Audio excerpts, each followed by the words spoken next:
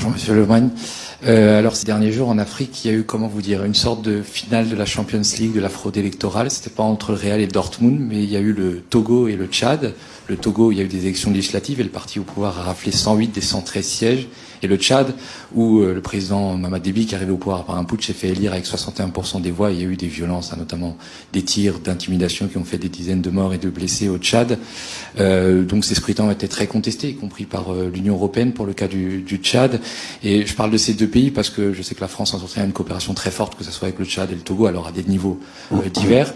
J'ai pas vu, sauf erreur de ma part, de réaction de la part de la France. Quelle appréciation faites-vous de ces processus électoraux et des fraudes électorales qui ont été dénoncées? Est-ce que la France va continuer sa coopération avec le régime togolais et le régime tchadien? Voilà. Merci beaucoup. Merci pour votre question. Vous me permettrez de la subdiviser en deux en vous répondant d'abord sur le Togo, puisqu'effectivement il y a une situation que nous suivons avec beaucoup d'attention, effectivement suite à divers éléments que vous avez rappelés, et nous avons appelé l'ensemble des acteurs politiques à avoir un dialogue politique transparent, inclusif et apaisé afin de remettre le Togo sur un système clair en tout cas.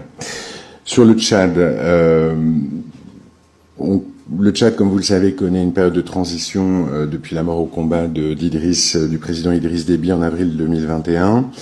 Et dans ce cadre, l'élection qui s'est tenue le 6 mai 2024 est une étape importante vers le retour à l'ordre institutionnel dans le pays. La France félicite le peuple tchadien qui s'est mobilisé fortement et dans la cohésion et le calme pendant la campagne et le jour des élections. À l'heure actuelle, l'Agence nationale de gestion des élections a proclamé des résultats provisoires et un recours a été déposé auprès du Conseil constitutionnel. Donc pour le moment, la France, on ne se prononce pas davantage sur un processus qui, vu d'ici, est toujours en cours du fait du recours déposé auprès du Conseil constitutionnel. Et juste sur le Tchad,